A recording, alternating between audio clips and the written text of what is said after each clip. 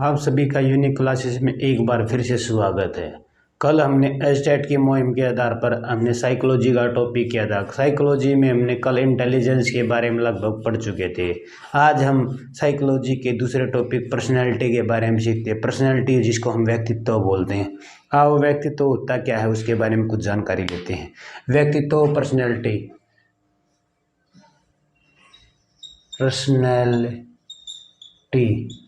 जिसको हम व्यक्ति तो पर्सनैलिटी क्या होती है। पर्सनैलिटी शब्द की उत्पत्ति सबसे पहले हम क्या देखते हैं। पर्सनैलिटी शब्द की उत्पत्ति कहीं से किस लैंग्वेज से हुई है। पर्सनैलिटी शब्द की उत्पत्ति हम अंग्रेजी भाषा में व्यक्तित्व को हम पर्सनैलिटी कहते हैं। पर्सनैलिटी शब्द की उत्पत्ति लैटिन लैंग्वेज के शब्द जो हमारा वर्ड है किससे हुई है। वर्ड परसोना वर्ड से हुई है जिसका इंग्लिश में मीनिंग क्या है। मास्क, जिसको हम मुखौटा कहते हैं, जिसको हम मास्क हिंदी में मुखौटा कहते हैं। इसका अर्थ है प्राचीन समय में हम जो हमारे नकली आवरण, जिसको हम मुखौटा या नकली आवरण कहते हैं। जिस प्रकार हम बचपन में हमें जो किसी सामाजिक क्रियात्मक कौशलों का संपूर्ण का मिश्रण होता है। व्यक्तित्व की परिभाषा निम्नलिखित साइकोलॉजिस्ट ने व्यक्तित्व की परिभाषा विभिन्न आधार पर करी है। सबसे पहले व्यक्तित्व की परिभाषा वुडवर्थ ने क्या कहा है। व्यक्तित्व व्यक्ति की संपूर्ण क्या है। व्यक्तित्व व्यक्ति की संपूर्ण गुणवत्ता है।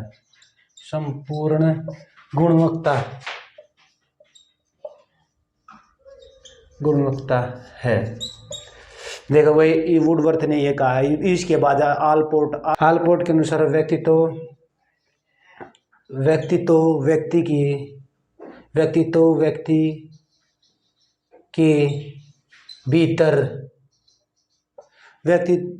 के भीतर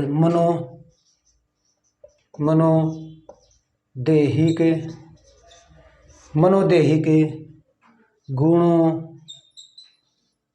का ज्ञातात्मक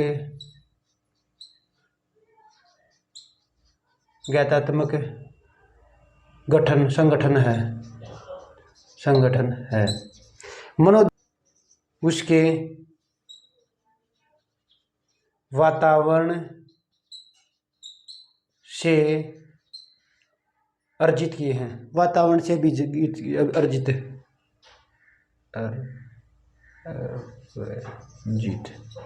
अर्जित किए हैं। ठीक है। आलपोर्ट ने यही कहा भाई। आलपोर्ट के बाद बहुत सारे साइकोलॉजिस्ट ने अलग अलग डेफिनेशन दी है कि तकरीबन ये है। व्यक्तित्व की निम्नलिखित विशेषताएं क्या। व्यक्तित्व की निम्नलिखित विशेषताएं क्या है। व्यक्तित्व आत्मचेतना पर आधारित है। व्यक्तित्व क्या है नंबर 1 पर आता हमारा। इसके अंतर्गत लिख दो भाई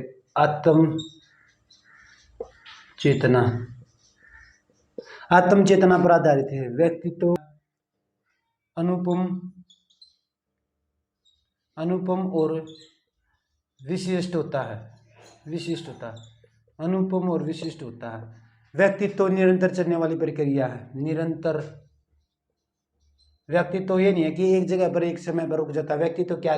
व्यक्तित्व एक गतिशील और लचीला होता है। व्यक्तित्व क्या होता है। व्यक्तित्व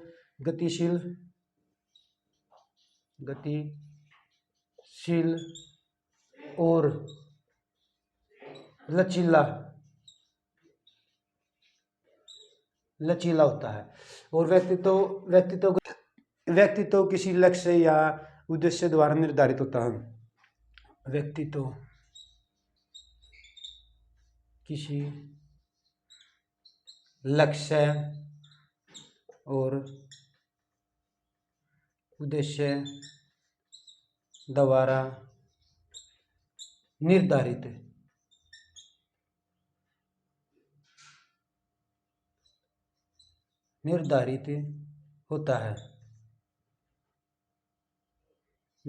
होता है। ठीक है। विशेषताएं कंप्लीट होने के बाद अब चलते हैं व्यक्तित्व की।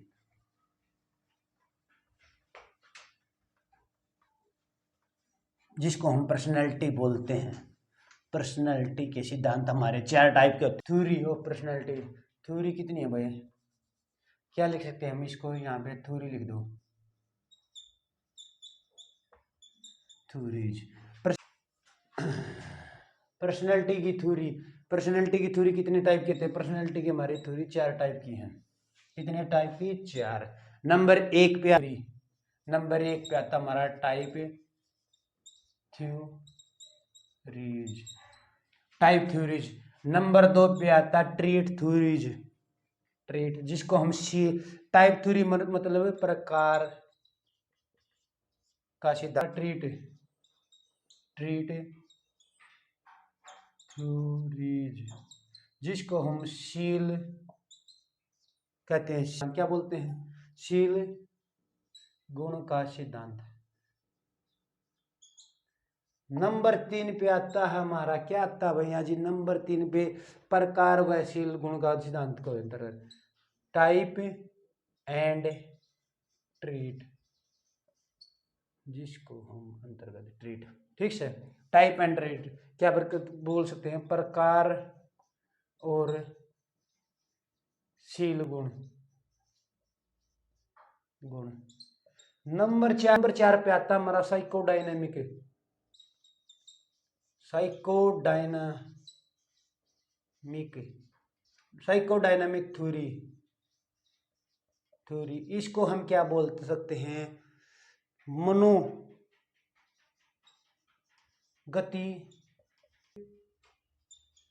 मनोगतिक उपागम,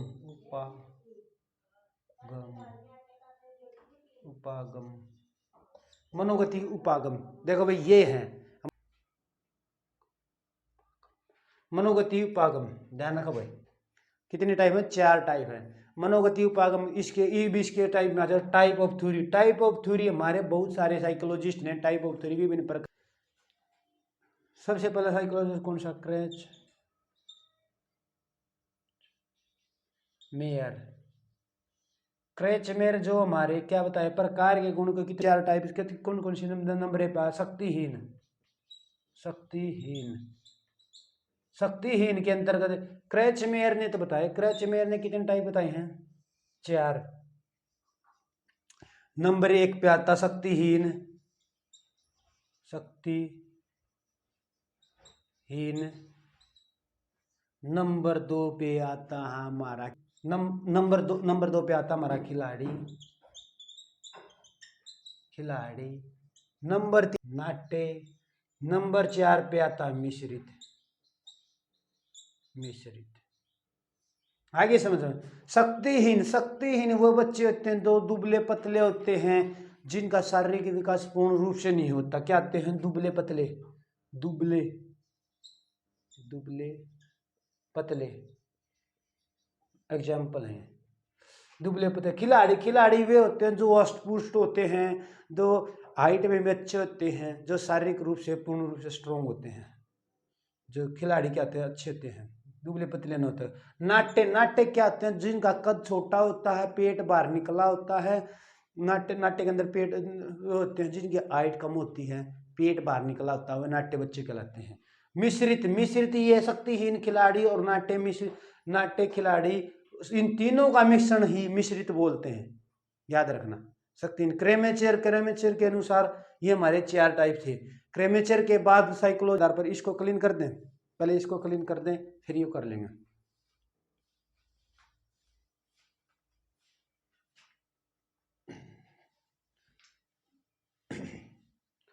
क्रेमेचर ने तो ये बता दिया। इब क्रेमेचर के बाद हमारा दूसरा क्या था, दूसरा साइकोलॉजिस्ट हो रहा सेल्डन। कौन सा, सेल्डन, सेल्डन ने बताया। हमारे क्रेचमैन ने तो बता दिया, क्रेचमैन। इब इसके बाद आ जाए सेल्डन, सेल्डन ने भी बहुत प्रकार के बताया।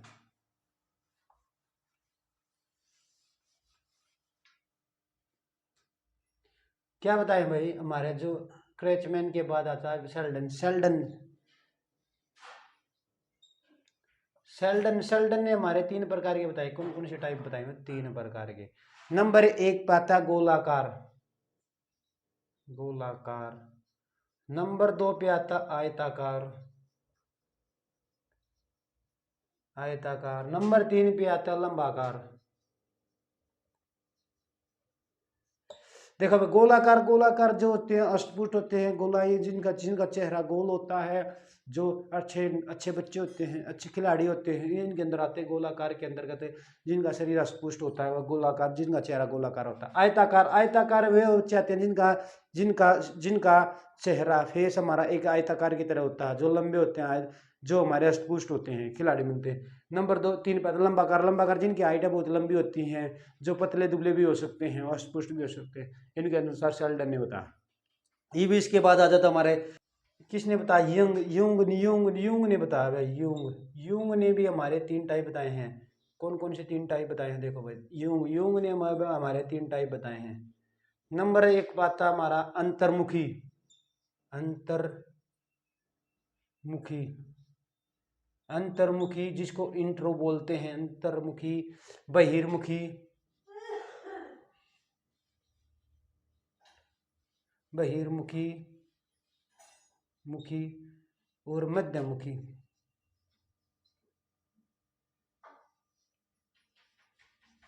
तीन बताएं भाई। अंतर्मुखी वाले वे व्यक्तित्व जो अब अपने आप में खोए रहते हैं, जो सपनों की दुनिया में रहते हैं, जो क्रमशील नहीं होते, जो शर्मीले प्रकार के होते हैं, जो अपने शब्दों को दूसरे के सामने प्रस्तुत करने से पहले शर्माते हैं। क्या होते हैं? सब अंतर्मुखी वाले शर्मीले हो गए, अपने विचारों को दूसरे के सामने प्रकट करने के लिए शर्माते हैं। नंबर 3 पे आते हैं वे उनके अंदर आत्मसम्मान नहीं होता, उनके अंदर कॉन्फिडेंस नहीं होता अपने विचारों दूसरे के सामने प्रकट कर। बहिर्मुखी भी होते हैं, मिलनसार होते हैं, जिसके आधार पर हसमुख होते हैं, मित्रता का पूर्ण व्यवहार होता है। ये बहिर्मुखी इतने होते हैं, कहीं पर भी जाकर अपनी मित्रता बना लेते हैं, अंतर्मुखी नहीं होते। मध्यमुखी क्या होता है? अंतर्मुखी और बहिर्मुखी के मिश्रण होता है, यही सेम है भाई, मिश्रित और मध्यमुखी। अंतर्मुखी और बहिर्मुखी का मिश्रण होता है, जिसमें कुछ बच्चे अंतर्मुखी का रूप दान कर देते हैं, कुछ बच्चे बहिर्मुखी का रूप दान कर देते हैं। आगे समझ, प्रकार के हमारे यही टाइप्स है, इन्होंने बताया तक समझ में। सेकंड पार्ट पे चलते हैं, शील गुण।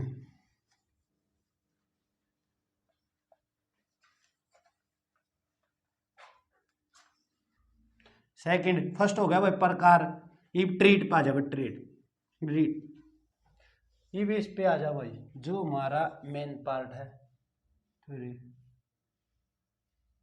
ट्रेड, जिसको हम शील गुण बोलते हैं। शील गुण भी वही है भाई, शील गुण के आधार पर वर्गीकृत निम्नलिखित साइंटिस्ट किसने किया? सबसे पहले आलपोर्ट ने कितने टाइप बताए? मैं शील गुणों के आधार पर हमारे आलपोर्ट ने बताया भाई, आलपोर्ट ने शील गुणों के आधार पर 3 टाइप बताए। नंबर 1 पे आता है प्रमुख विशेषक, जिसको हम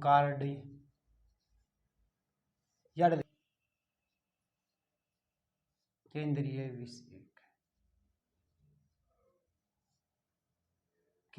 विषयक,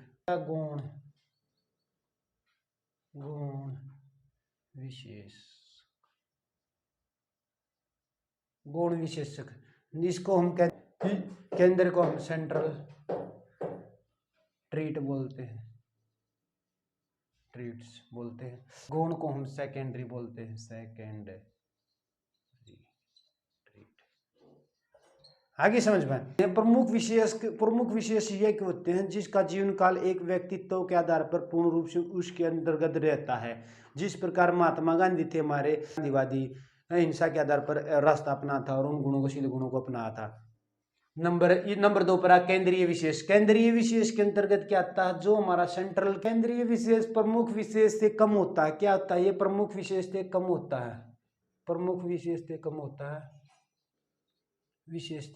है, परंतु सामान्यकृत होता है। इसके अंदर क्या क्या आता है? ईमानदारी आ जाती है, ईमानदारी,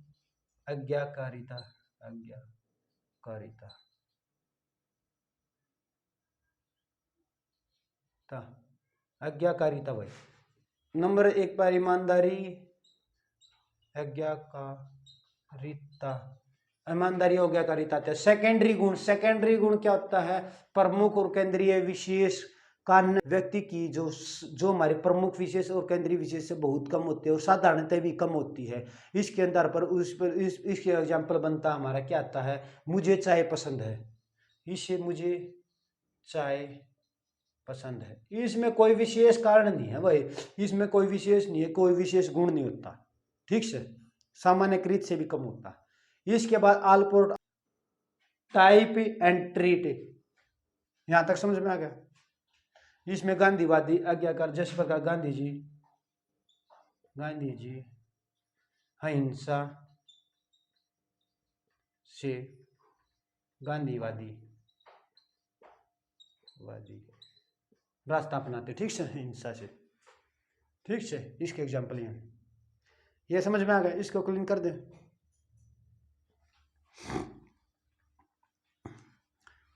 अब चलते हैं इसके मेन टाइप्स ऑफ फंडामेंटल।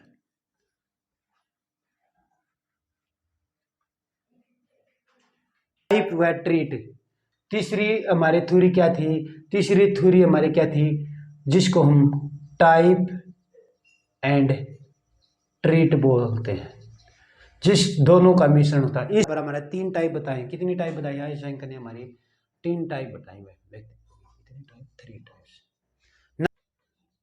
अंतर्मुक्ता,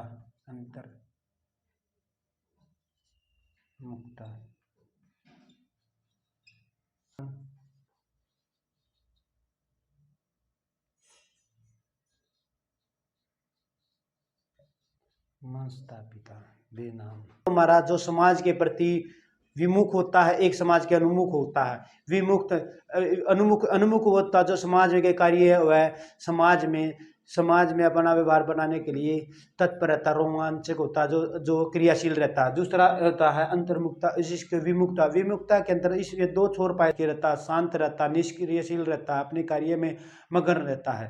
इसके अंदर क्या होता है, एग्जाम्पल क्या बताया, जो एक तो समाज के प्रति कार्यरत रहता है, समाज के प्रति कार्यरत होता है। नंबर इसका एक छोर तो ये है। दूसरे छोर पे क्या होता है, दूसरे छोर पे वो होता है जो विमुक्ता होता है, जो समाज के अटके रहता है, जो शांत रहता है, शांत और निष्क्रिय रहता है, निष्क्रिय रहता है। आगे समझ में बात ये होता है बहिर्मुक्ता बेनामंत। इसके बाद ज्यादा सेकंड तंत्रिका तापिता बेनाम समय, इसकी भावनाओं को नियंत्रण में रखते हैं। एक छोर पर तो वे व्यक्ति आते हैं जो अपनी भावनाओं को नियंत्रण में रखते हैं, दूसरे छोर पर वे व्यक्ति आते हैं जो अपनी भावनाओं को नियंत्रण में रखते। इसके अंतर्गत वे आते हैं नंबर नियंत्रण भावना। एक छोर पर तो आते हैं जो अपनी भावनाओं को नियंत्रण करते हैं, अपने विचारों को दूसरों के सामने सोच समझ के बोलते हैं और अपने फीलिंगों को कंट्रोल में रखते हैं। दूसरे तो अनियंत्रण भावना। दूसरे छोर पर 2 छोर हम इनमें 2 छोर हैं। इसके अंदर अनियंत्रण भावना है, जो दूसरे के सामने कभी भी किसी टाइम पे कोई भी भावनाओं का फीलिंगों को रिप्रेजेंट करते, उन्हें सोचने समझने की क्षमता नहीं होती। ये भी कहता है मनस्तापी बेनाम सामाजिकता। मनस्तापी बेनाम सामाजिकता के अंतर्गत वे बच्चे आते हैं जो अच्छे अंक प्राप्त कर लेते हैं, जो समाज के कार्य में बढ़ चढ़ कर भाग लेते हैं। नंबर 2 पर इसके एक छोर पर वे आते हैं जो अच्छे अंक नहीं लेते, क्रोधित रहते हैं, संघर्षशील रहते हैं, अपने कार्य से विमुक्त, समाज से विमुक्त हो जाते हैं। आगे समझ में, समाज मनस्तापी बेनाम सामाजिकता के अंतर्गत वे हैं जो अच्छे अंक प्राप्त करते हैं, अंक प्राप्त करते हैं, शांत रहते हैं। एक छोर पर तो ये है, दूसरे छोर पर वे होते हैं जो क्रोधित होते हैं, क्रोध होते हैं, और जो संयम नहीं रखते, जो अपने आप पर नियंत्रण नहीं रखते, क्रोधित होते हैं। ठीक से ये लिख रहा हूं, डायनेमिक अप्रोच, जिसको हम साइकोडायनेमिक ट्रीट बोलते हैं। ये टाइप एंड ट्रीट की यही डेफिनेशन, तीनों यही पार कर आए शंकर ने यही बता दिया।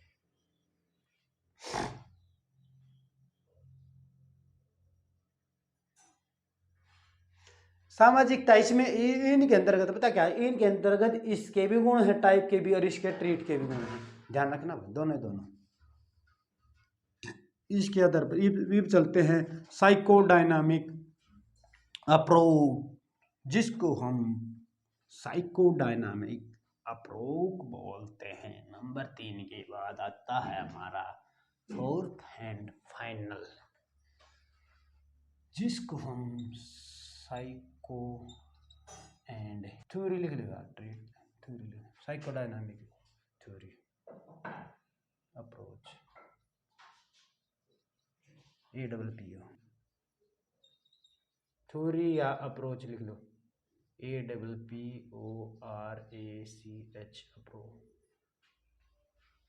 Approach, psychodynamic approach. इसके अंदर नंबर 1 पर आता मनोविश्लेषण सिद्धांत सिगमंड फ्राइडे ने मनोविश्लेषण के अंतर्गत वे आते हैं जो मनोसामाजिक रूप से जो ग्रसित व्यक्ति होते हैं उनके उपचार के लिए जिस विधियों का प्रयोग किया जाए मनोविश्लेषणात्मक सिद्धांत के अंतर्गत आती है। जिस प्रकार